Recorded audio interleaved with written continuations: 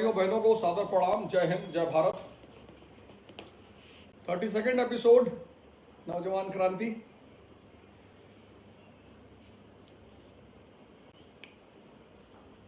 कल जो है बड़ी अच्छी खबर ये थी कि जमात के लोगों ने बड़े पैमाने पर प्लाज्मा दिया।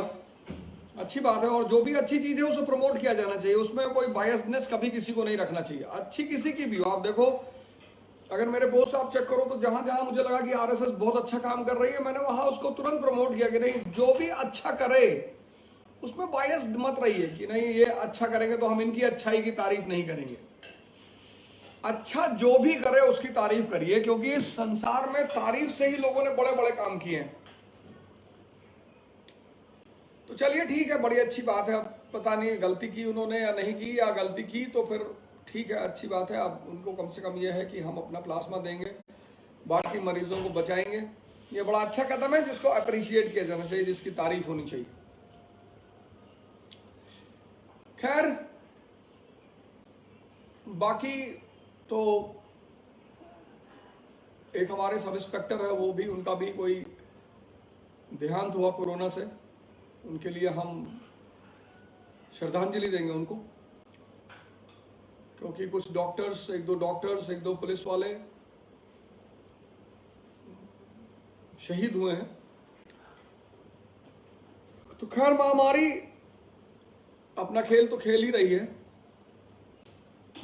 लेकिन लड़ाई भी देश पूरी तरह से डट कर लड़ रहा है। इस नौजवान क्रांति के इस भाग में जिस आदमी की कहानी मैं आपको सुनाने जा रहा हूं, वो हम में से बहुत सारे लोगों की कहानी है। हम में से बहुत सारे लोगों की कहानी है। इसलिए इस कहानी को बहुत गौर से और बहुत ध्यान दीजिएगा, इस कहानी के पहलुओं पर। कैसे अगर आम आदमी के गुण भी आपके अंदर हैं तो हो सकता है आप बहुत योग्य होने के बाद भी कुछ ना कर पाए। जैसे पीरियोडिक टेबल में एलिमेंट्स हैं, group 1 elements, group 2 elements, group 3, ऐसे इंसान भी हैं और उनकी ग्रुप के हिसाब से प्रॉपर्टीज हैं। तो राजा की अपनी प्रॉपर्टी होगी, और जब राजा आम आदमियों के जैसा बिहेव करने लगेगा तब खतरे में पड़ेगा, परेशान होगा। चुनौतियां तो राजा के पास हमेशा रहेगी। राजा मतलब जिसका 24 घंटा चुनौतियों में है, और चपरासी मतलब जिसके जीवन में कोई चुनौती नहीं। अब घर वाले चुनौती हो अलग बात है, बीवी चुनौती हो, बच्चे चुनौती हो, वो सब अलग बात है, लेकिन चपरासी की जिंदगी में कोई चुनौती नहीं होती। राजा मतलब जिसकी जिंदगी में 24 घंटे चुनौती हो और उन चैलेंजेस का वो मजा लेता हो। ऐसे ही लोगों का आईएएस में सिलेक्शन हो जाता है, उन्हें पढ़ने में मजा आता है, वो अपना पढ़ते में मजा ही आता है। उनके लिए कोई टाइम शेड्यूल नहीं होता कि 8 घंटे पढ़ेंगी, 10 घंटे पढ़ेंगी, 6 घंटे पढ़ें, पहले ज्योग्राफी पढ़ेंगी, ये पढ़े, नहीं, वो अपना शेड्यूल बनाते हैं तो उसी हिसाब से काम करना शुरू कर देते हैं। तो जब भी राजा आम आदमी के गुणों से प्रभावित होगा तो कहीं ना कहीं उसका नुकसान बहुत होगा। 1530 में हुमायूं राजा बना। उसकी पहली विजय थी कलिंजर। कलिंजर विजय के बाद उसको पता चला कि फरीद उर्फ शेरशाह सूरी, इसके बाद मैं इस कहानी को आपको सुनाऊंगा। शेरशाह सूरी की कहानी मैंने कल भी आपसे कहा था कि बहुत इंस्पिरेशनल कहानियां हैं ये सब। कहानी मतलब जो सिखाए, इसीलिए बहुत सारी मैगजीन मार्केट में आती है, उनकी कोई सोशल वैल्यू नहीं होती। अगर आप उन मैगजीनों को पढ़ते हुए पकड़े जाते हैं तो बड़ी बेइज्जती होती है आपकी। जैसे मनोहर कहानियां हैं, सत्य कथा है, हिंदी में ये सब मैगजीन्स आती हैं जिनकी कोई सोशल वैल्यू नहीं है। उसकी वजह सिर्फ ये है कि अब जैसे पंचतंत्र है उसकी वैल्यू है, चंपक है उसकी वैल्यू है, नंदन में हम छोटे थे तो नंदन करके एक छोटी सी बच्चों की मैगजीन आती थी, चंपक करके, तो बड़ी प्रेरणादायी कहानियां होती थी उसमें। कहानी का मैसेज है, अगर आपका दिमाग जिंदा है तो आप उस मैसेज को पकड़ेंगे। तो कलिंजर जीत के आया, बड़ी खुशी मनाया, और इसकी आदत थी, बाप के साथ आदत पड़ गई थी अफीम पीने की। मुजरा देखना, अफीम पीना, दो तो मतलब एकदम उसको करना ही करना है किसी भी कीमत पे। बाकी भी आए भाड़ में दुनिया। ओवर कॉन्फिडेंस भरमार इस आदमी के अंदर। कॉन्फिडेंस अच्छी चीज है, ओवर किसी भी चीज का खतरनाक। इसको पता चला कि मिर्जापुर के किले में शेरशाह बैठा हुआ है। शेरशाह की कहानी यह है कि एक जमींदार का बेटा है, सासाराम के जमींदार का बेटा है शेरशाह, फरीद नाम है। और जमींदार का बेटा मेडिवल पीरियड में, मेडिवल, आज तो किसी का बेटा सपना देखे राजा बनने की उसे परमिशन है, डेमोक्रेसी है, लेकिन मेडिवल पीरियड में एक जमींदार का बेटा राजा बनने के सपने देखता है। बड़ी हिम्मत है। सपने भी आदमी को उसकी औकात के हिसाब से ही आते हैं, औकात से ज्यादा नहीं आते।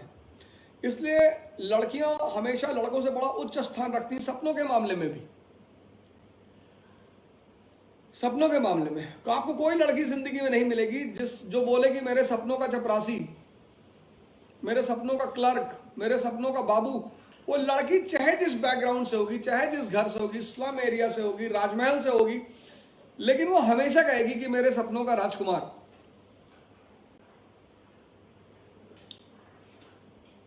लड़कों के सपनों में तो नौकरानियां भी आती, इसलिए इनका कोई बहुत ज्यादा स्टेटस नहीं होता है।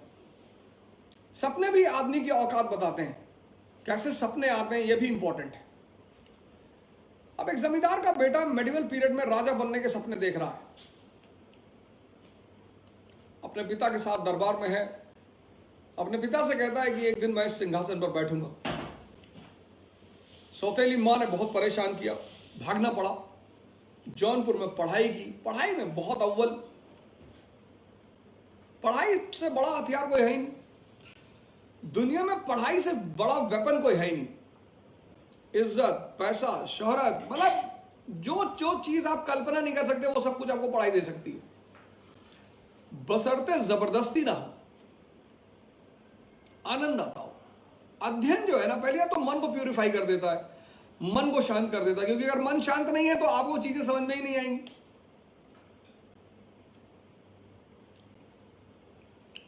सौतेली मां ने बड़ा परेशान किया, फादर ने घर से निकाल दिया, और बहुत बहुत मतलब इतना संघर्ष का जीवन है उस आदमी का, बहुत संघर्ष। अब्बास खान सरवानी उसका इतिहासकार है, अगर आप कभी उसे पढ़ें तो उस आदमी का जीवन मतलब बहुत संघर्ष में, आरंभिक जीवन तो बहुत संघर्ष। फिर उसके कैरियर की शुरुआत हुई। बिहार का गवर्नर है, उसके बेटे को ट्यूशन पढ़ाने से।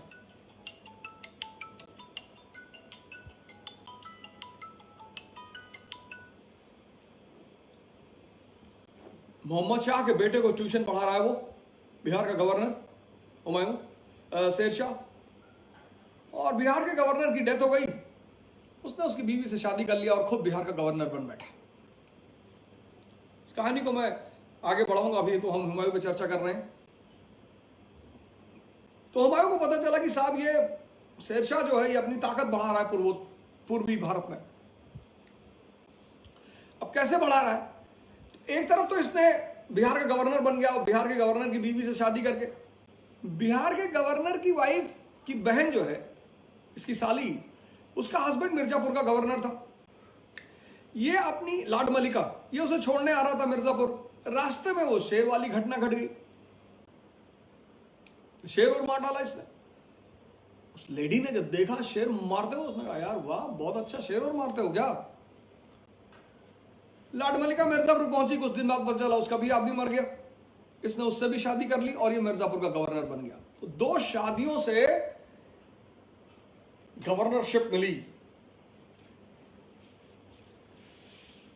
क्या चीज किससे करना है ये भी डिसाइड करना बहुत बड़ी बात होती है। बड़ी अचीवमेंट है, बड़ा डेवलपमेंट है। तो इसे ये खबर मिल रही थी कि साहब ये पूर्वी भारत में ये आदमी अपनी ताकत बढ़ा रहा है। हुमायूं मिर्जापुर गया, मिर्जापुर के किले का घेरा डाला, 2-3 महीने वहीं पड़ा रहा।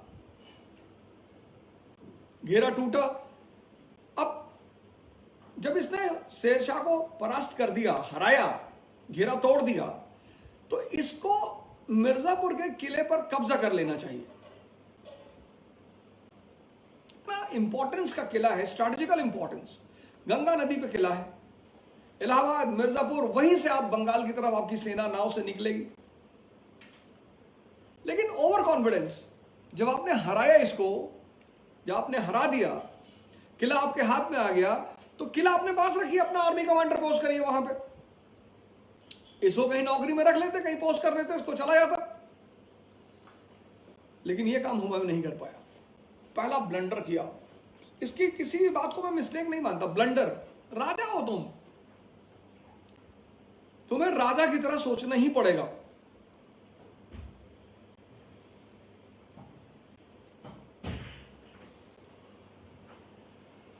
राजा की तरह बिहेव ही करना पड़ेगा।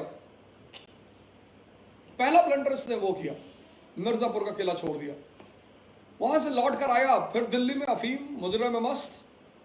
पता चला बहादुर शाह गुजरात का शासक राजस्थान में घुस चुका है, मारवाड़ और चित्तौड़ से आगे बढ़ रहा है। ये वापस राजपूताना की तरफ भागा। राजपूताना की तरफ भागा तो मेवाड़ की रानी थी कर्णावती, उन्होंने इसे एक मैसेज भेजा,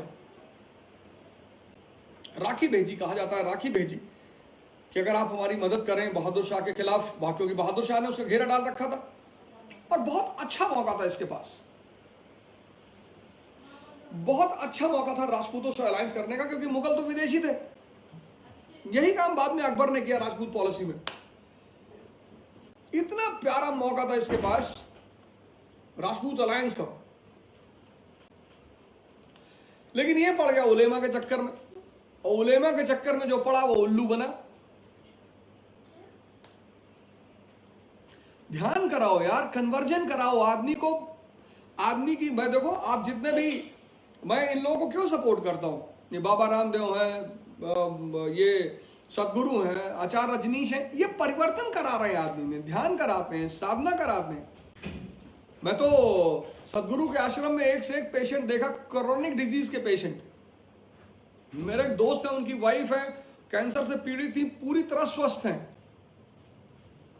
बाबा रामदेव के आश्रम में मैंने एक से एक क्रॉनिक लोगों को देखा।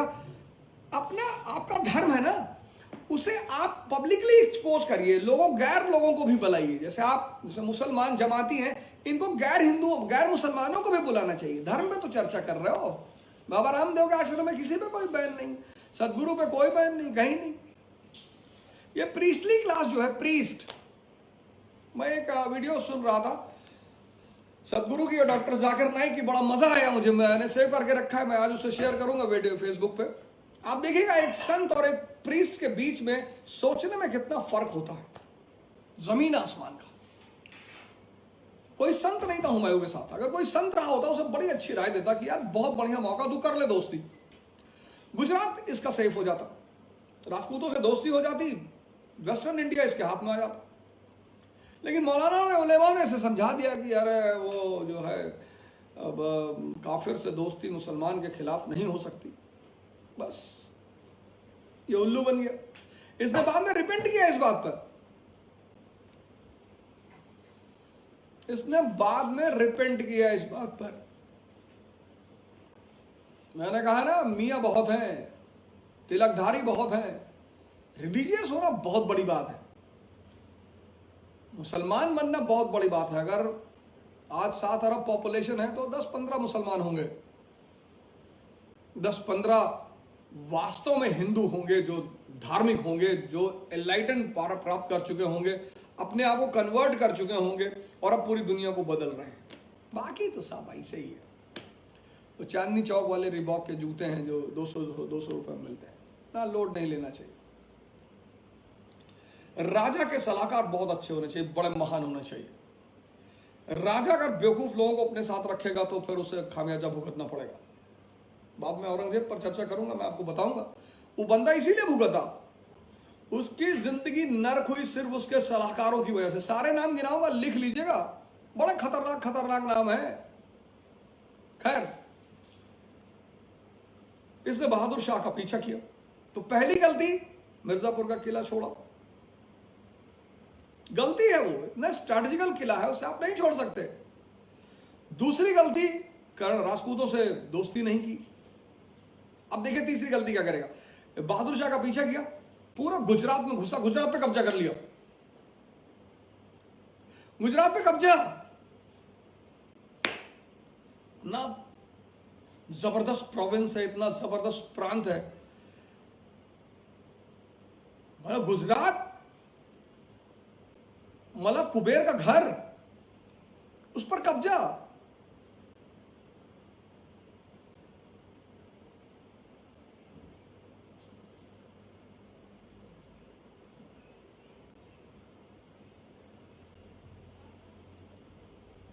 इतना महत्वपूर्ण प्रांत, इतना इंपॉर्टेंट प्रांत, और इस आदमी ने गुजरात को अपने एक निकम्मे भाई अस्कारी को देकर ये वापस दिल्ली की तरफ लौट पड़ा।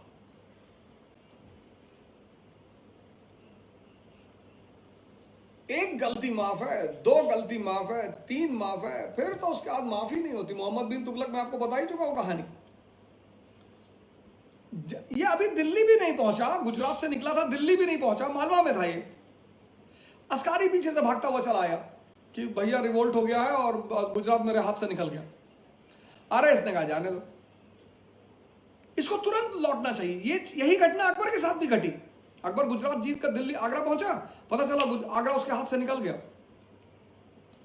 तुरंत विद इन सेकेंड उस आदमी ने रिट्रीट किया। उसी की याद में तो बुलंद दरवाजा बनवाया। ये अस्कारी को लिया वापस दिल्ली। गुजरात में पैसा बहुत मिला था, वो दीन पनाह, कल मैंने आपको कहा दीन पनाह शहर बनवाया, उसमें लाइब्रेरी बनवाई, शेर मंडल, और बंद कर लिया इसने अपने आप को अपने नए शहर में। मस्ती और रंगारंग। राजा के जीवन में रंगारंग है, पर नमक की तरह है, क्योंकि राजा का आनंद ही है संघर्ष से लड़ना, संघर्ष में मजा लेना, और रंगारंग है, ऐसा नहीं है। आम आदमी से अगर आप बात करें तो उसको 24 घंटे मस्ती चाहिए कि भैया पैसा कमा ले का। जैसे मैं यहां बहुत लोगों से मिलता हूं तो कहते हैं अरे भैया इनको कोई काम नहीं है, 15 मकान है, किराया आता है 2 लाख रुपया। जानवर है तो जानवर से बदतर स्थिति है यार, कुछ तो करो। किराया आ रहा है, बहुत अच्छी बात है, किराया आना ही चाहिए, कोई काम ही नहीं कर रहे, फिर इंसान का जीवन मिला किस लिए? मठ में चले आओ, आश्रम में चले आओ, ध्यान साधना करो, कुछ तो करो। लेकिन आम आदमी का सपना है कुछ ना करना पड़े, वो संभव ही नहीं है। भगवान नीचे आ रहा है, उसको करना पड़ रहा है, तपस्या करनी पड़ रही, जंगल जाना पड़ रहा है, साधना करनी पड़ रही, नियम है इस धरती का, कोई बचा नहीं, कोई अपवाद है ही नहीं, कोई अपवाद है ही नहीं, देयर इज नो एक्सेप्शन। ऊपर उठना है तो ग्रेविटी से बचना पड़ेगा, इतनी कला डेवलप करनी पड़ेगी, इतनी कला कि तुम ग्रेविटी से बच जाओ। और जब तुम ऊपर उठने की कोशिश करोगे तो धरती की ग्रेविटी खींचेगी, जो लोग चारों तरफ है वो भी खींचेंगे।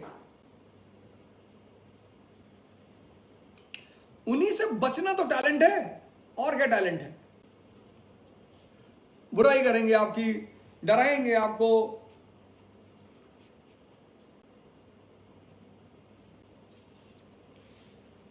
मैं तो देखा 98% लोग तो इसी में टेंशन में रहते, कोई उनकी बुराई ना करे। आप भीख मांगने लगी, आपकी कोई बुराई नहीं करेगा। आप चपरासी बन जाइए, आपकी कोई बुराई नहीं करेगा। जब बुराई से डर लगता है तो आप चपरासी बन जाइए, आपकी कोई बुराई नहीं करेगा। रिक्शा चलाइए, आपकी कोई बुराई नहीं करेगा। आप राजा बनने का सपना देखेंगे और आप सोचेंगे कोई बुराई ना करे, इम्पॉसिबल। कोई आपको गाली ना दे, इम्पॉसिबल। देने दीजिए, दूर से दे रहा, फेसबुक पे दे रहा, इधर दे रहा, उधर दे रहा, क्या फर्क पड़ता है? आपके पिंजरे में गिर जाए तो फाड़ डालिए।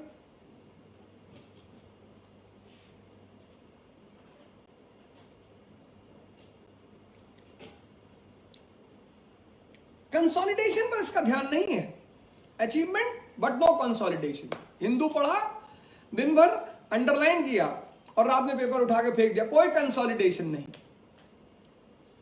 95% IAS एस्पिरेंट्स कंसोलिडेशन के कॉन्सेप्ट को समझते ही नहीं कि हजम करना है, हजम। जैसे इस पेट में हजम कर दो, ऐसे इस पेट में भी हजम करना पड़ता है। वो बड़ा टिपिकल टास्क है, वही तो पेनफुल है। किसी को सुना दो, तुमने एक टॉपिक तैयार किया, नेशनल इनकम तुम्हारा इकोनॉमी में तैयार हो, किसी को समझा दो। लेकिन तुम सोचते हो किसी को समझा देंगे तो इसका सिलेक्शन हो जाएगा, होने तो तुम्हारा भी हो जाएगा। लेकिन उसके जब तुम उसको समझा दोगे किसी को, तुम्हारा बड़ा फायदा होगा, कंसोलिडेट हो जाएगा। लिख डालो, word by word, line by line लिख डालो। 95% आईएएस का एस्पिरेंट कंसोलिडेशन पर ध्यान ही नहीं देता। हुमायूं को देखो, कंसोलिडेशन पर ध्यान ही नहीं है। मिर्जापुर जीता, कंसोलिडेट नहीं किया। गुजरात जीता, कंसोलिडेट नहीं किया। अब एक गलती मिर्जापुर वाली, दूसरी गलती कर्णावती वाली, तीसरी गलती अस्कारी, चौथी गलती गुजरात हाथ से निकल गया। और भाई आके दिल्ली में रंगारंग प्रोग्राम, उधर वो शेरशाह अपना खेल सेट कर रहा था। वो तो बद्दा दूसरे किस्म का आदमी था, सपना उसका भी बड़ा था। रॉयल फैमिली से कोई था नहीं, राजा के घर राजा का बेटा नहीं था। और राजा के जो बेटे नहीं होते उनमें लड़ने की, अगर उनमें सपना है तो उनमें लड़ने की क्षमता बहुत होती है। राजा के बेटों में अगर सपना है तो उनमें लड़ने की क्षमता कम होती है, क्योंकि उन्होंने ऑड नहीं देखा होता है। रामचंद्र जी को देखिए, 14 साल जंगल में रहे, भगवान बन गए और फिर अपने बेटों को भी जंगल में रखा।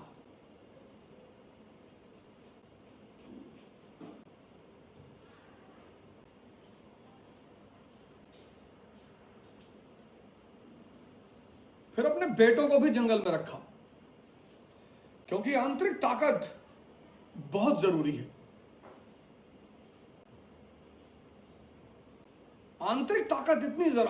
आज का आदमी देखो, आज का स्टूडेंट तो मैं देखता हूं, आंतरिक ताकत ही नहीं है। वो ऐसी ऐसी बातों से घबरा जाता है, ऐसी ऐसी बातों से।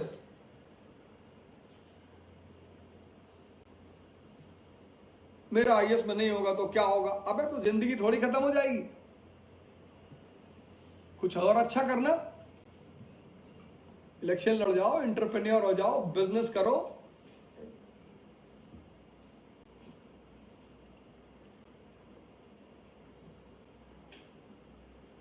पापा ने कहा है कि आईएएस मत बनना तो घर मत आना। अब यार ये सब तो अलग अलग की बातें हैं।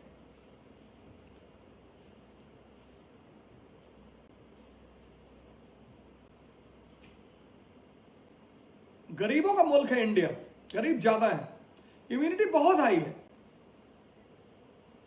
कोरोना ने अमीर मुल्कों को मारा है। जितनी तबाही उसने इटली और स्पेन में मचाई है, क्योंकि अमीर मुल्क है ना। जितना हम प्रदूषण पी जाते हैं, वो तो जानते नहीं पोल्यूशन। अमेरिका को पता ही नहीं पोल्यूशन क्या होता है, इटली को पता नहीं, स्पेन को पता नहीं, सब कुछ प्योर खाते हैं, इम्यूनिटी है ही नहीं। यहां वो बच्चा सड़क पे नंगे टहलता है, दिल्ली की सड़कों पे, मौका मिला तो हाथ फैला के भीख मांग ले, नहीं तो टहल रहा है, उसकी इम्यूनिटी लेवल बहुत हाई है। म्युनिसिपैलिटी का पानी पी रहा है, वो कोरोना का मार डाले, वो बच्चा कोरोना को मार डाले। वो लिटरली अगर देख ले कि ये कोरोना है तो कूद के मार दे, वो कोरोना उसे क्या मारेगा?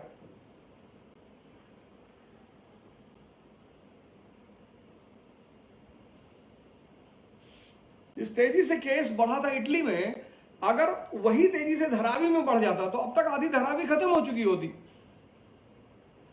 इम्यूनिटी लेवल बहुत हाई है, स्लम एरिया के लोग। वेस्टर्न कंट्रीज बहुत परेशान है। कल एक रिपोर्ट आई थी कि चाइना के पास और खतरनाक वायरस है, हिंदुस्तान में किसी ने कहा कि उनको भी भेज दो, देख लेंगे।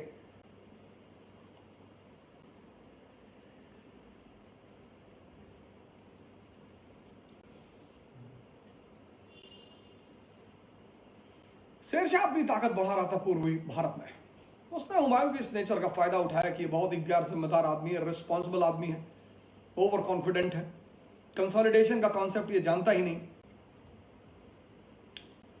और 1538 में उसने सूरजगढ़ की बैटल, बड़ी इंपॉर्टेंट बैटल है शेरशाह के जीवन में, 1538 सूरजगढ़, बैटल ऑफ सूरजगढ़, और उसने बंगाल पे कब्जा कर लिया। और बंगाल का, इसको खबर मिल रही थी शेरशाह के बारे में, कि साहब वो पूर्वी भारत में अपनी ताकत बढ़ा रहा है, पर इसको कहां फुर्सत है, इसे मुजरा देखना है, अफीम पीना है। 1538 में जब शेरशाह ने बंगाल पर कब्जा कर लिया और बंगाल का राजा उसके दरबार में आके गिर पड़ा, तब इसको एहसास हुआ कि यार ये तो गड़बड़ हो रहा है खेल। फिर इसने आर्मी दी, बंगाल की तरफ कूच किया शेरशाह को पनिश करने के लिए। बंगाल पहुंचा, शेरशाह को पता था इसके बारे में, इसकी नेचर तो सब शेरशाह को पता था कि इसको अफीम बहुत पसंद है, मुजरा बहुत पसंद है। उसने फाइन क्वालिटी अफीम रखवाई बंगाल में और टॉप क्लास की डांसर्स रखवाई, और वो वहां से निकल लिया बंगाल से। और जब हुमायूं बंगाल पहुंचा और उसने अफीम और सब डांसरों को देखा, उसने बंगाल का एक नहर नाम रखा जन्नताबाद।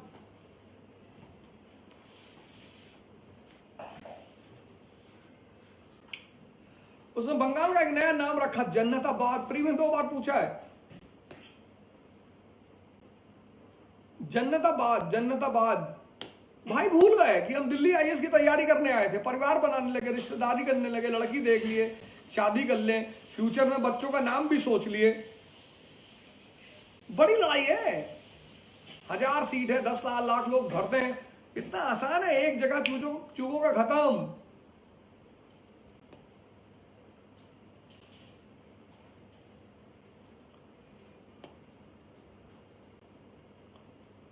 और सेकंड लास्ट गलती की इसने, ये 9 महीने बंगाल में पड़ा रहा। आगरा को ये जिम्मेदारी अपने भाई हिंदाल को सौंप कर गया था। हिंदाल इसे लेटर लिखता रहा कि भैया हालत बहुत खराब हो रही, ये हो रहा वैसा हो रहा, भैया प्री आ रहा भैया। अरे इसने कहा अरे तो प्री, अभी तो कोरोना फैला हुआ, अभी तो टल जाएगा, आगे चला जाएगा वो। फाइनली हिंदाल ने आगरा में खुद को हिंदुस्तान का शासक घोषित कर दिया। जब हिंदाल ने अपने आप को हिंदुस्तान का राजा घोषित कर दिया, तब इस बंगाल से चलना शुरू किया। बंगाल से चलना शुरू किया, चौसा पहुंचा ये। वहां इसने जिंदगी की अंतिम गलती की। अब तो इसे नेचर भी माफ नहीं करेगी, गलती की लिमिट क्रॉस कर चुका है ना। 1 गलती, 2 गलती, 3। चौसा पहुंचा। चौसा बिहार में है, चौसा का आम बड़ा फेमस है। शेरशाह की आर्मी वहीं बैठी हुई थी। इसने देखा दोनों आर्मी आमने सामने, शेरशाह और हुमायूं की आर्मी। बड़ा अच्छा मौका था इसको शेरशाह को वहीं दमन कर देने का, खत्म कर देने का। ये 3 दिन तक इंतजार करता था कि शेरशाह की आर्मी इस पर हमला करे।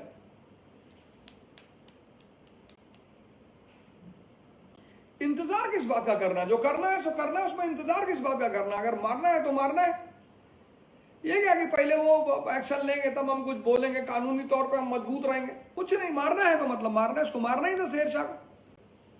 3 दिन बैठा रहा। चौथे दिन शेरशाह ने क्या किया, एक गेम खेला। वो जानता था इसके नेचर को। उसने अपनी आर्मी ली, मैदान छोड़ दिया। मैदान छोड़ के उसकी आर्मी जाने लगी। हुमायूं ने पूछा कि क्या हुआ? अरे बोले अब नहीं लड़ेंगे, लोग जा रहे हैं। बहुत बढ़िया मौका, हमला करके वहीं शेरशाह को खत्म करना। इसने देखा शेरशाह की आर्मी मैदान छोड़ के जा रही है, ये बंदा भागा अपनी टेंट की तरफ। इसने बॉक्स खोले, अफीम निकाली कि यार 3 दिन से एकदम दबा के बैठे हुए हैं।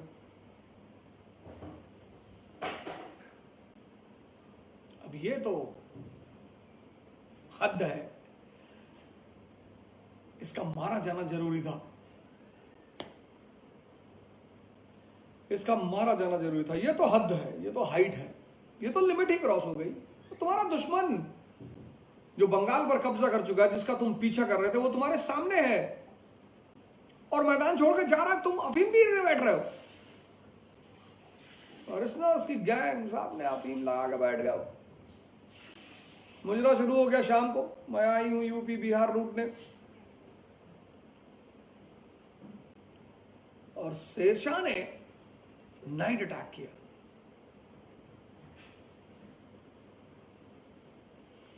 उसने रात में हमला कर दिया। अब आप कनेक्ट करिए, सोचिए कि पूरी टीम अफीम के नशे में मस्त है, और अफीम का नशा बड़ा खतरनाक। अब बैठे हैं तो बैठे ही रहेंगे। आपको लगा कि हाथ उठ ही नहीं सकता, बॉडी डीएक्टिवेट हो जाती। मैंने पढ़ा विकिपीडिया में। शराब तो और एक्टिव कर देती है, अफीम डीएक्टिवेट कर देती बॉडी को, उसने नाइट अटैक कर दिया।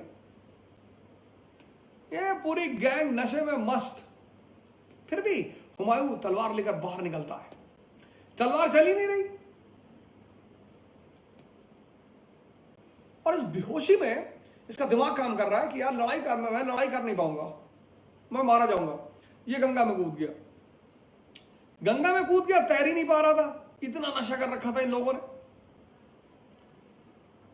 तो इसको एक भिश्ती था, भिश्ती, वही जो पानी लेके चलते हैं, भिश्ती, निजाम सक्का ने इसे बचाया। किसी तरह से चौसा भाग के पहुंचा, कन्नौज पहुंचा।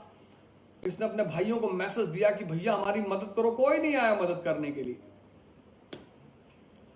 1540 में ये कन्नौज की भी, बिलग्राम की भी लड़ाई हार गया। उसके बाद ये रेफ्यूजी हो गया। 1530 में हिंदुस्तान की गद्दी पर ये बैठा, और 1540 में ये बंदा रेफ्यूजी हो गया। शेर शाह का कब्जा। गलतियां आप इसकी देखो, गलतियां मिर्जापुर की गलती, कर्णावती की गलती, गुजरात की गलती, बंगाल में गलती, चौसा की गलती। मतलब बंदा लगातार गलती किए ही जा रहा है। लेकिन कहते हैं ना कि कुछ जो बहुत मजबूत लोग होते हैं अंदर से, वो गिर कर ही संभलते हैं। बच्चा अगर ना गिरे, वो खड़ा है और दौड़ना शुरू कर दे, बच्चा पैदा हुआ और खड़ा हो जाए, दौड़ना शुरू कर दे, उसके माँ बाप भाग जाए। गिरना भी जरूरी है, और गिरना जिंदगी में इतना जरूरी है, बहुत जरूरी है। उससे आपको इंसान कौम का पता चलता है। भगवान न करे आप सभी गिरें। कभी कभी प्लान करके गिर जाना चाहिए, दिखाने के लिए। साजिश कर लीजिए, एक दिन कोचिंग जाइए, यूनिवर्सिटी जाइए, कॉलेज जाइए, कपड़ा उपड़ा फाड़ के कि मेरे पिताजी ने भगा दिया, कह रहे पैसा नहीं देंगे, अब मैं कैसे रहूंगा, क्या करूंगा।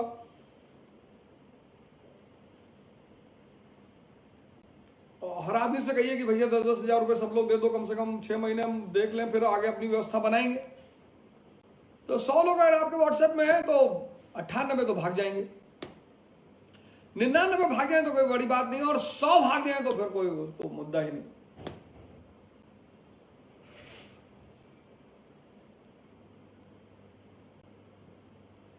और 100 भाग जाए तो कोई बात नहीं। मैं तो देखा हूं, मैं तो फेस किया हूं।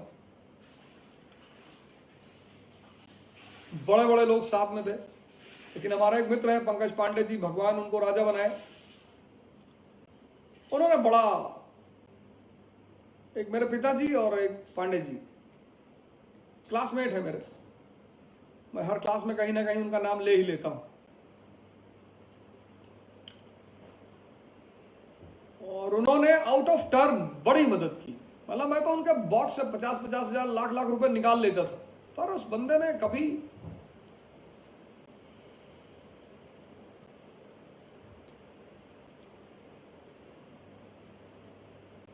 एक आदमी और एक दो लोग हैं लाइफ में जिन्होंने बड़ी विकट परिस्थिति में मदद की है। ऐसा नहीं है कि नहीं की है, बड़ी विकट परिस्थिति में मदद की। लेकिन अगर आपको ऐसे लोग मिल जाते हैं, आप बहुत भाग्यशाली हैं सर।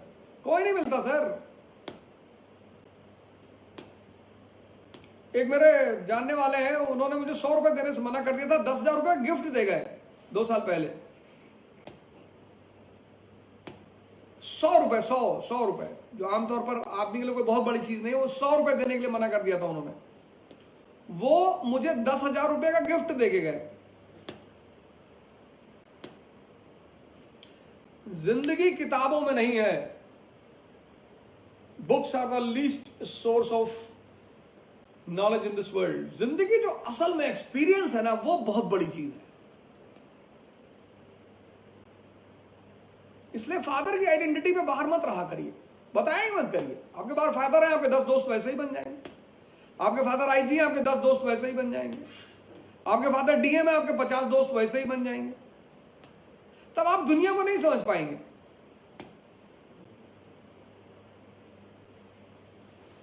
तब आप दुनिया को नहीं समझ पाएंगे, और इसको समझना बहुत जरूरी है,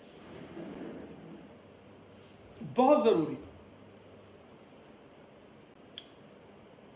रेफ्यूजी हो गया हुमायूं 1540 1540 में। शेर शाह ने दौड़ाना शुरू किया। अमरकोट के राणा वीर साल ने शेल्टर दिया। राजपूत राजा अमरकोट का राणा वीर साल, उसने शेल्टर दिया। कोई भाईजान उम्मत कोई काम नहीं आई, कुछ नहीं आती सर, कुछ नहीं आती। ये तो बेवकूफों का प्रपंच है। जाहिल, जो प्रचंड जाहिल है, ये तो उनका प्रपंच है कि मेरी जात का है, मेरे धर्म का है। कुछ नहीं है सर, राजशाही में ये सब होता ही नहीं। कौन दौड़ा रहा है? मुसलमान शेरशाह। कौन दौड़ रहा है? मुसलमान हुमायूं। शरण कौन दे रहा है? राजपूत। इस घटना का बाद में राजा अकबर की राजपूत पॉलिसी में बड़ा असर। राणा वीर साल ने शरण दी राजपूत ने, और राजपूतों पे भरोसा किया ही जा सकता था। भाई जब दो मुसलमानों को बचाने के लिए 20,000 राजपूत अपनी जान दे सकते हैं। मैंने आपको कहानी सुनाई हमीर देव की। वहां एक और घटना घट गई। वहां इसकी नजर पड़ गई हामिदा बानो बेगम पर। हामिदा बानो बेगम इसके भाई हिंदाल के गुरु की बेटी थी। हिंदाल के गुरु का नाम था अकबर जामी, बहुत बड़े सूफी थे। हामिदा बानो बेगम उनकी बेटी थी। इसकी नजर पड़ गई, खूबसूरत सी महिला थी।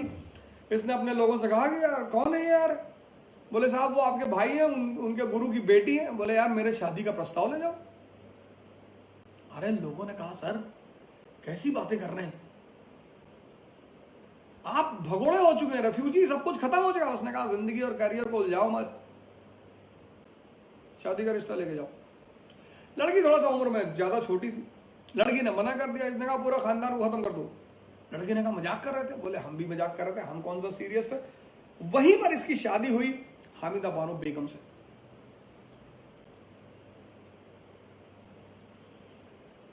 जिस आदमी के अंदर इतनी डेयरनेस है, इतना रोमांटिसिज्म है कि भगोड़ा हो गया है। यहां लोग प्री नहीं निकलता गलती से तो डिप्रेशन में चले आते हैं, दवाई खाने लगते हैं, असाइलम में चले आते हैं, वहां चले आते हैं। सीखो सर, अगर हारने का दम नहीं है तो राजा बनने का सपना छोड़ दो।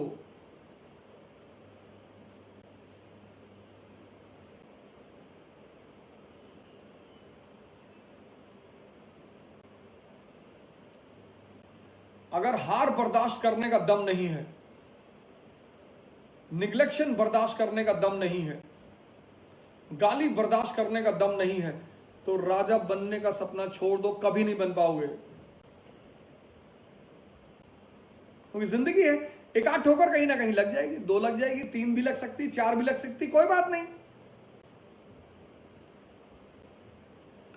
98% लोग तो इसलिए परेशान है कि कोई उन्हें लोग कहेंगे क्या। कोई कुछ नहीं कहता सर। मुझसे 10 साल कोई मिलने नहीं आया, 2-4 लोगों को, 5 लोगों को छोड़कर। अब तो सारे रिश्तेदार आते हैं सर, नाराज भी होते हैं मेरे ऊपर। और अब तो अपने बेटे को मेरा ही बेटा कहते हैं कि यार तुम्हारा ही बेटा है। और शादी में नहीं आओगे तो बात नहीं करेंगे, मर जाओगे, बात करो चाहे ना करो।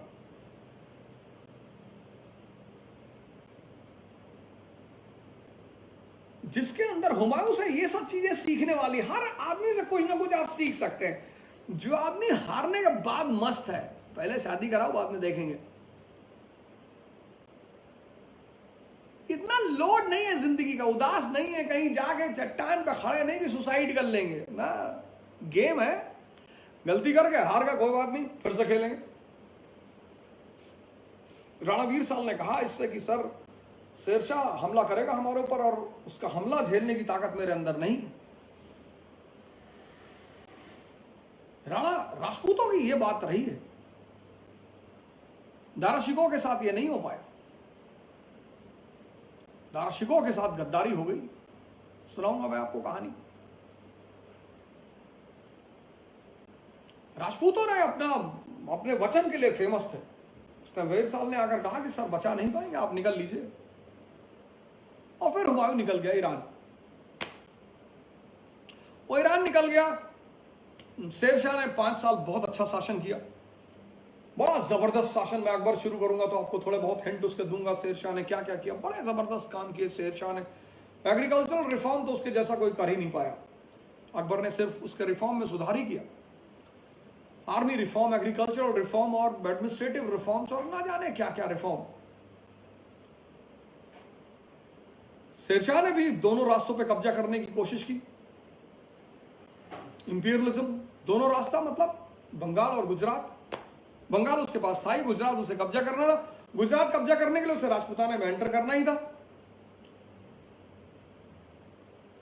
और कलिंजर की लड़ाई चल रही थी 1545। कलिंजर की लड़ाई चल रही थी और ये तोप में खुद ही गोला लगा रहा था। हाइपर एंथुसियास्टिक, कैलकुलेटिव, दिमाग, एंथुसियाज्म, ताकत, उत्साह।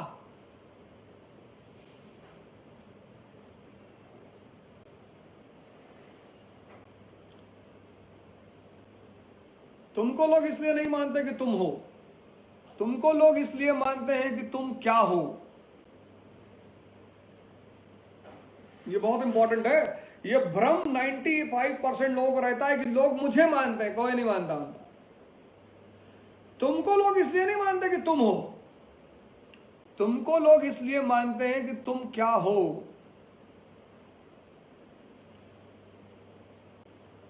जब शादी में जाते हो तो तुम्हें वही ट्रीटमेंट मिलता होगा जिस तरह के तुम हो। अगर आईएएस हो तो 40 लोग घेर लेते होंगे तुरंत। नहीं नहीं, खाइए खाइए, पान खाइए, यहीं थूक दीजिए, हमारे हाथ में थूक दीजिए। कहां थूकने जाएंगे भैया, यहीं थूक दीजिए, हाथ में थूक दीजिए।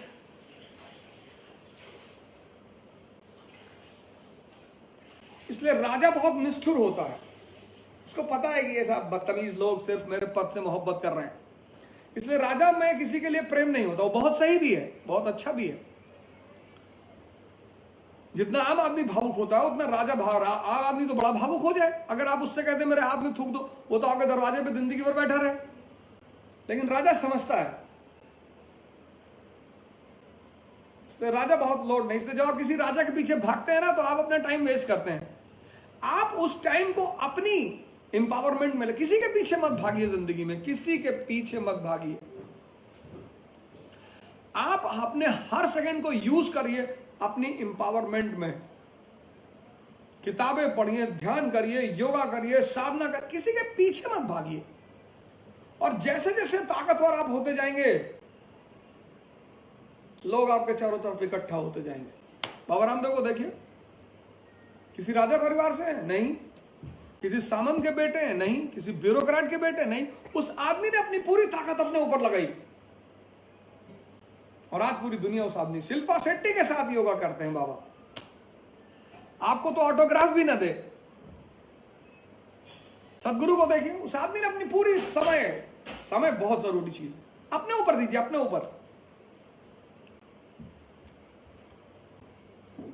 ऊपर दीजिए। कुछ नहीं है, योगा ही करते रहिए, ध्यान करते रहिए, किताब पढ़ते रहिए। 24 घंटा कुछ ना कुछ क्रिएटिव होता रहना चाहिए कि आपके उस कर्म से आपको एंटरटेनमेंट भी हो और आपकी ताकत भी बढ़े।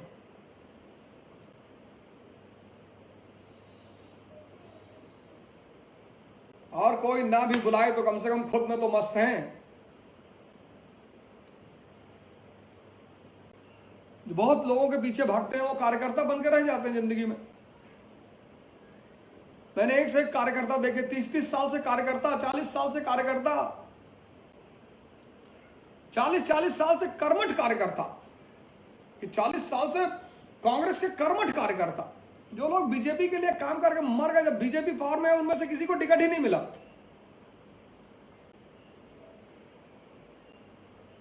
दिल्ली में केस देखिए आप, किरण बेदी जी को मुख्यमंत्री का उम्मीदवार घोषित कर दिया गया था, उसका फायदा मिला अरविंद केजरीवाल। वो बंदा अपने आप में कंसेंट्रेट करता रहा। अपना समय खुद मत पढ़िए, कुछ मत करिए, पढ़े रहिए, पर किसी से फालतू की बात मत करिए, पढ़े रहिए। सोते रहिए, लेटे रहिए, पर अपने दिमाग को कूड़ेदान मत बनने दीजिए, क्योंकि बुरा इस दुनिया में कोई है नहीं, अच्छा इस दुनिया में कोई है नहीं। अगर आप इस मुद्दे पे डिस्कशन करते हैं कि फला आदमी बुरा है, तो आप बहुत घटिया काम कर रहे हैं। कुछ सब इंसानी फितरत पे जीते हैं, हम सब इंसान हैं। कोई शराब पी रहा होगा, कोई अफीम पी रहा होगा, किसी की शादी के बाद 4 गर्लफ्रेंड है, ठीक है, तो दुनियावी बातें हैं, उसमें कौन सी दिक्कत है, उसमें क्या बात करना।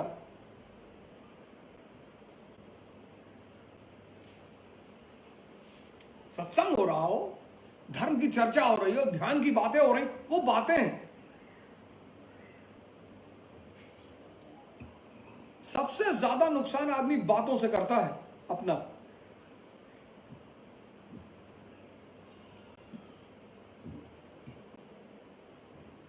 तुमको लोग इसलिए नहीं मानते कि तुम हो, तुमको लोग इसलिए मानते हैं कि तुम क्या हो।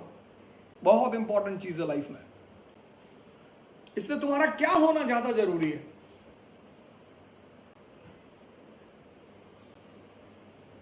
बहुत शेरशाह एक गोला लगा रहा था तोप में और गोला फट गया उसके हाथ में, घायल हो गया और बहुत बुरी तरह घायल हो गया। राजवैद बुलाए गए और तमाम ये, उसने कहा सब खत्म करो, बस मुझे ये बताते रहो युद्ध में क्या चल रहा है, उसकी खबर देते रहो। जज्बा। अरे उसने कहा जिंदगी तो बच जाएगी, उसमें कोई दिक्कत की बात नहीं, नहीं भी बची तो कोई बात नहीं, बस लेकिन मुझे ये बताते रहो कि युद्ध में क्या चल रहा है। और जैसे उसे खबर मिली कि हमने कलिंजर का किला जीत लिया, उसने अल्लाह को शुक्रिया किया और मर गया। पर मैंने कहा ऐसे लोग मरते नहीं। बाबर, शेरशाह, लिंकन, नेपोलियन, अंबेडकर, गांधी, ये लोग कहां मरते हैं? मरते ही नहीं। ये तो अपने पीछे एक लाइन छोड़ जाते हैं। ये लोग नहीं मरते, आम आदमी मरता है, ये लोग नहीं मरते। शेरशाह के बाद उसका बेटा इब्राहिम शाह गद्दी पे बना, बड़ा अच्छा शासक रहा, बड़ा अच्छा संभाला उसने नियम को, मतलब कानून की किताब भी बनवाई। लेकिन उसके बाद शेरशाह का कोई बहुत अच्छा कॉम्पिटिटर, बहुत अच्छा सक्सेसर हुआ नहीं। और ये बात हुमायूं के लिए बड़ी फायदेमंद हुई। उसे पता चला कि शेरशाह के उत्तराधिकारी संभाल नहीं पाए, लेकिन जब वो बंदा रेफ्यूजी बना, ईरान पहुंचा, तो फिर उसने अपने आप को बहुत सुधारा। पहले तो अपने तीनों भाइयों को उड़ाया उसने, बहुत अच्छा काम किया, पहले ही करना चाहिए था।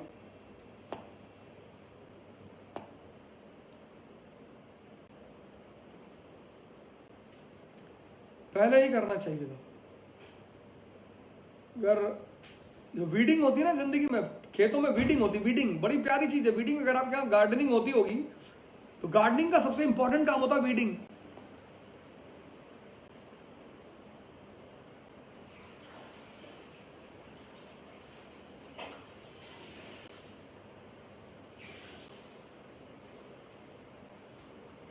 गार्डनिंग का सबसे इंपॉर्टेंट काम होता है वीडिंग। वो अगल बगल जो पौधे निकल आते हैं, वो पौधे इतने डेंजरस होते हैं कि अगर आप उन पौधों को ना निकालें तो वो आपका सारा गुड न्यूट्रिएंट खा जाएंगे। इसलिए बहुत लोगों को जिनको गार्डनिंग का शौक नहीं होता, बिना हॉबी के जो गार्डनिंग करते हैं, वो पौधे लाते तो हैं, दूसरों को देख के लगा तो लेते हैं, पर वो सारे पौधे सूख जाते हैं क्योंकि उनको वीडिंग का कॉन्सेप्ट नहीं पता होता। ऐसे लाइफ में सबसे इंपॉर्टेंट चीज है वीडिंग। अगर आप हरे भरे रहना चाहते हैं, वीड को हटा दीजिए। ये जो खरपतवार अगर आपकी जिंदगी में अगल बगल है, इनको हटा दीजिए। अगर आपका फोन दोस्त शाम को फोन करता, पूरा हिंदू फोन पे डिस्कस करता, बहुत बढ़िया दोस्त है आपका वो, बहुत बात तो हो ही रही है ना, डिस्कशन तो हो ही रहा है, गेम तो चल ही रहा है, फायदा तो हो ही रहा है। किसी के बारे में जानकर क्या करोगे? इस हम्माम में तो सब नंगे हैं यार। जो भी सेंसस पे जी रहा है, जो भी, तो लोगों ने चेहरे लगा रखे ना। मैंने अपना चेहरा उतार दिया, इसलिए मैंने काफिर लिख दिया। यहां हर आदमी के पास चेहरे हैं।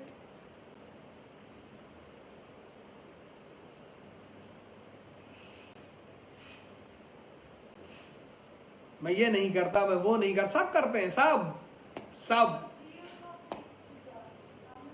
हाँ, जो सेंसेस और मन से ऊपर उठ चुका है, जो अपनी चेतना पे आ चुका है, वो पहली बात तो कहेगा नहीं, लेकिन वो दूसरे ही डायमेंशन में जीता है। उसके लिए स्त्री कोई बड़ा चीज नहीं है, कोई चीज ही नहीं। उसके लिए धन कोई बड़ी चीज है ही नहीं। वो जो आदमी है, लेकिन वो एक बहुत ही माइनॉरिटी है दुनिया में, वो बहुत ही माइनॉरिटी। बाकी तो सब हम ये नहीं, सब करते हैं। बहुत ज्यादा इस फिराक में मत पड़ा करिए। अगर आप दुनिया में उलझ गए तो आप गए, आपका खेल खत्म हो गया। और दुनिया का सबसे प्यारा पेशा है आपको उलझाना।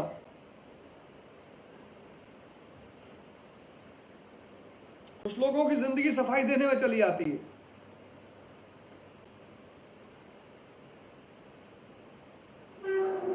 शेरशाह के उत्तराधिकारी अच्छे नहीं हुए।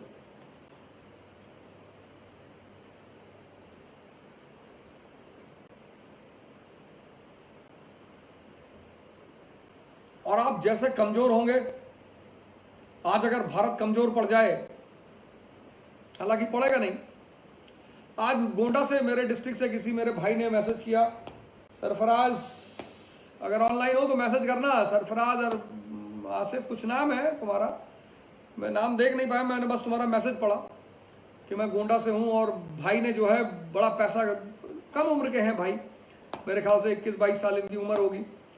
और अंबेडकर नगर में इन्होंने मुझे मैसेज किया है कि वहाँ पे बड़े मजदूर हैं जिनके पास पैसा। मैं अंबेडकर नगर में फ़ोन किया हूँ, मैंने 1-2 लोग हैं जिनको मैंने फ़ोन किया है कि वो देखेंगे वहाँ पर। लेकिन इन्होंने फिर भी लिखा है कि मैंने पैसा इकट्ठा किया और मैंने लोगों को खाना पहुँचाया। बहुत बड़ी बात है यार, बहुत बड़ी बात है, बहुत बड़ी। मतलब मैं तो अगर सारे फ़ोटो अपलोड कर दूँ तो मेरा 1 हफ्ता चला जाए फ़ोटो अपलोड करने में, जितनी फ़ोटो मुझे आई हैं। और जितने लोग काम कर रहे हैं वो तो, मतलब आज अगर देश का युवा कमजोर पड़ जाए, टिकटॉक बनाओ, शिवाजी पे बनाओ, भगत सिंह पे बनाओ, राणा सांगा पे बनाओ, राणा प्रताप पे बनाओ टिकटॉक, भेजो गांव गांव लोगों को, उठो जवानों देश की वसुंधरा पुकारती, देश है पुकारता पुकारती मां भारती, ये सब बनाओ।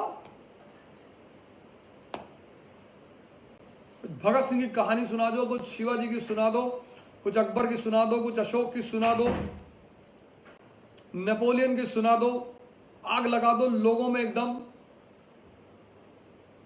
जीत जाएगा देश। सिर्फ पैसे और वेपन पे अगर लड़ाई जीती जाती तो वियतनाम अमेरिका से कभी नहीं जीतता। अमेरिका खुद कभी इंग्लैंड से कभी नहीं जीतता। 1776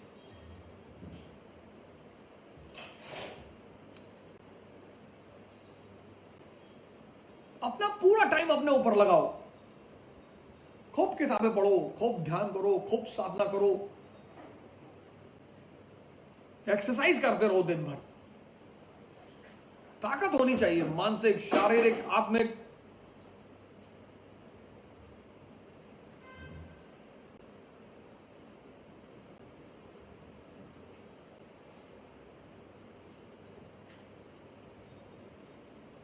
शेरशाह का कोई उत्तराधिकारी अब अच्छा नहीं रहा।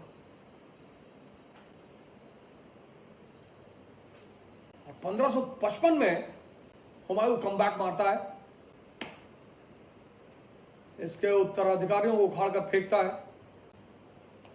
सिकंदर सूर को पंजाब में हराता है, दिल्ली और आगरा पर फिर से कब्जा करता है हुमायूं।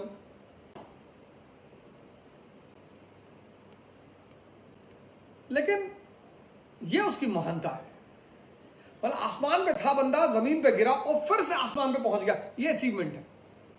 वरना आसमान पे बैठे हुए लोग जब जमीन पर गिरते हैं तो फिर उनके उठने की संभावनाएं खत्म हो जाती हैं, ताकत ही नहीं बचती उसके बाद। तो जिंदगी भर एसी में चला और गाड़ियों में चला, वो जब जनरल क्लास के ट्रेन में बैठता है तो मर ही जाता, उसके बाद उसके उठने की संभावना नहीं रहती।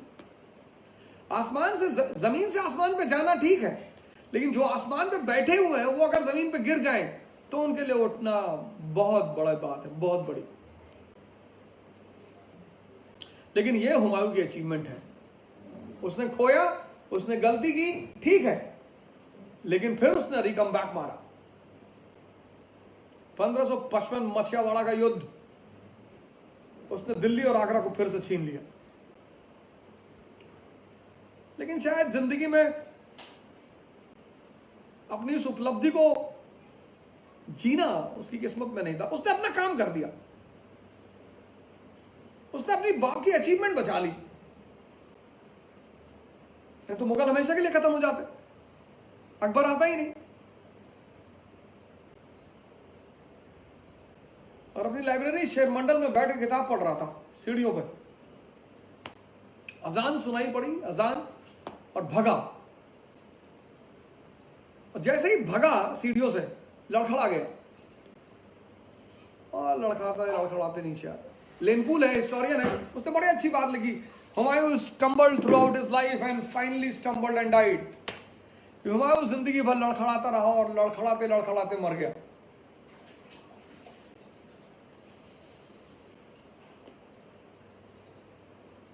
लेकिन महानता है, आसमान से जमीन पे गिरना उसकी गलती है, लेकिन जमीन से वापस आसमान पर पहुंचना उसकी महानता है, ग्रेटनेस है, उसकी तारीफ की जाएगी। और यहीं से शुरू हुई मध्यकाल के सुपरस्टार की कहानी, अकबर द ग्रेट। कल शुरू करेंगे। लेकिन सर वीडियो बनाते रहिए, लड़ाई खत्म नहीं हुई है, उत्साह खत्म नहीं होना चाहिए, जंग जारी रहेगी जब तक भारत पूरी तरह से लॉकडाउन फ्री नहीं हो जाता। कई सारे स्टेट हमारे लॉकडाउन फ्री हैं, गोवा है, मणिपुर है, कर लेंगे हम, ये सारे भी कर लेंगे। हमें थोड़ा सा और ज्यादा एक्टिवेट होना पड़ेगा। आप नहीं खिला पा रहे, कोई बात नहीं है, आप पैसा नहीं इकट्ठा हो रहा है, कोई दुखी होने कोई बात ही नहीं है। आप वीडियो बनाइए, मैसेज बनाइए, प्रेरक कुछ निकालिए, कहानियां अच्छी अच्छी अंदर से, कि जिनको आप भेजें तो लोग मोटिवेट होंगे, हाँ यार ऐसा करना है।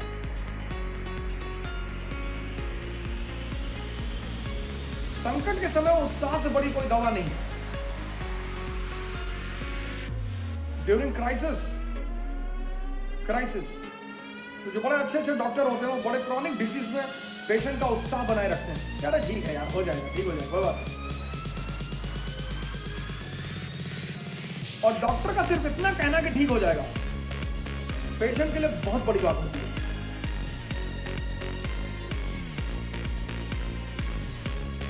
उत्साह बनाइए, मोटिवेट करिए देश के लोगों को। हमारे भाई हैं, वर्किंग क्लास के मजदूर हैं, बहुत सारे डरते हैं, घबराते हैं, नहीं जानते बेचारे, कोई बात नहीं, मोटिवेट करिए, उत्साहित करिए। आप मत पढ़िए फेसबुक से में जो थोड़ा बहुत उल्टे सीधे कमेंट आते हैं, उनसे बचिए आप, अभी मत उलझिए। बहुत सारे लोग इंटेंशनली आपको उलझाने के फिराक में बैठे हुए फेसबुक पे भी।